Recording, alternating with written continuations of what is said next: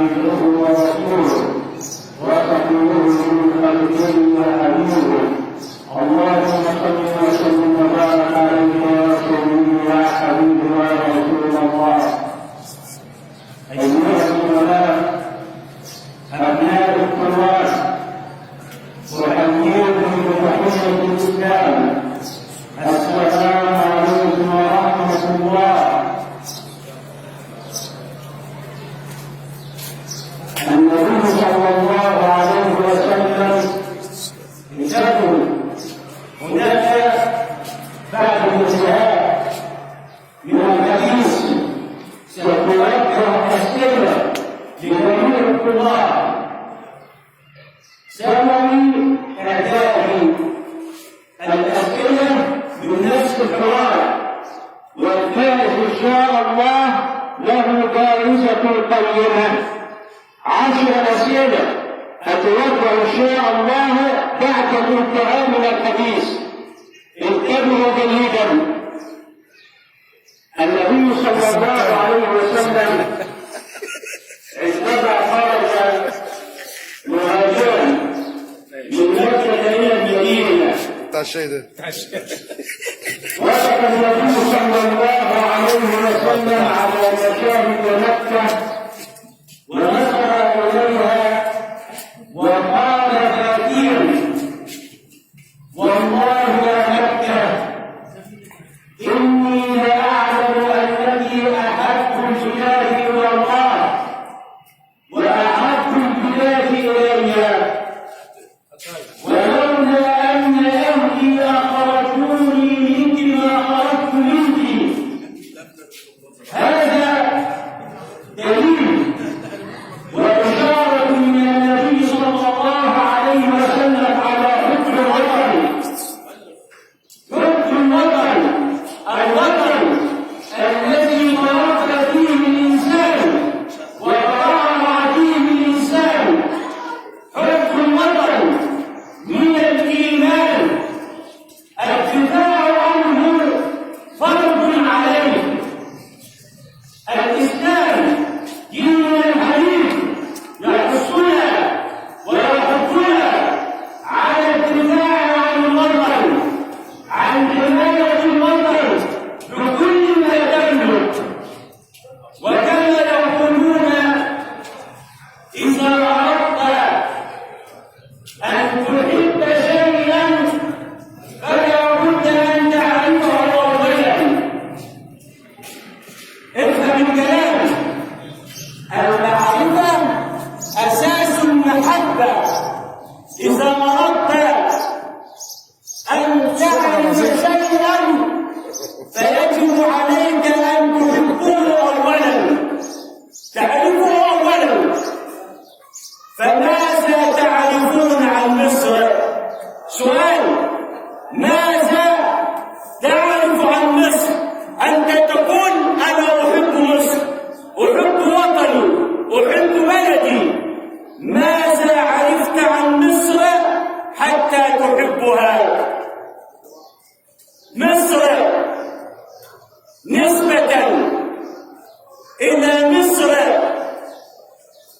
ابن حام ابن نوح عليه السلام هو أول من جاء مصر بعد الطوفان، أقام فيها ودعا أهله، ثم نشأ وترعرع وتربع في مصر، فسميت مصر على اسم هذا الرجل. مصر هي التي ذكرها المولى عز وجل في القرآن باسمها صراحة 4 مرات. هذا ليس كافيا، بل أشار إليها المولى سبحانه وتعالى في 30 موضعا في القرآن الكريم. مصر أم البلاد وأم الدنيا، كما قال ابن بطوط الرحال القديم عندما وصل في رحلته إلى مصر قال: وصلت إلى أم البلاد. نعم، مصر أم الدنيا، أم البلاد، حقيقة دينيا وتاريخيا. فدينيا كما قلنا أن المولى عز وجل ذكرها في القرآن الكريم صراحة 4 مرات، وأشار إليها 30 مرة في القرآن الكريم. مصر النيل، مصر النيل لم يوجد بحر ولا نهر ذكر باسمه في القرآن إلا نهر النيل. اسمع إلى قول المولى سبحانه وتعالى: وأوحينا إلى أم موسى أن أرضعيه فإذا خفت عليه أكمل فألقيه. المراد من اليم هو نهر النيل، كما قال النبي صلى الله عليه وسلم عندما عرج له ووصل إلى سدرة المنتهى، قال النبي صلى الله عليه وسلم: رأيت 4 أنهار، 2 ظاهران و2 باطنان. فأما الظاهران فالنيل والفرات في العراق، وأما الباطنان فنهران من أنهار الجنة. مصر على أرضها وفي أرضها ولد موسى وهارون عليهما السلام. مصر على أرضها عاش الخليل إبراهيم وتزوج من أهلها. مصر بلد الأهرام تاريخيا. مصر فيها طور سيناء. مصر فيها الوادي المقدس. مصر فيها الجبل الذي تجلى فيه المولى عز وجل لموسى عليه السلام. أبناء الطلاب، منذ زمن مصر لها مكانة وكرامة وشرفا بعد أن كرمها المولى سبحانه وتعالى من فوق 7 سماوات. مصر أبناء الطلاب بلد القرآن، حفظة القرآن، أفضل من قرأ القرآن في مصر. أنتم تعلمون أن القرآن الكريم نزل في مكة وقرأ في مصر وكتب في تركيا. مصر بلد الكرماء، بلد الكرم منذ الأزل، منذ زمن بعيد.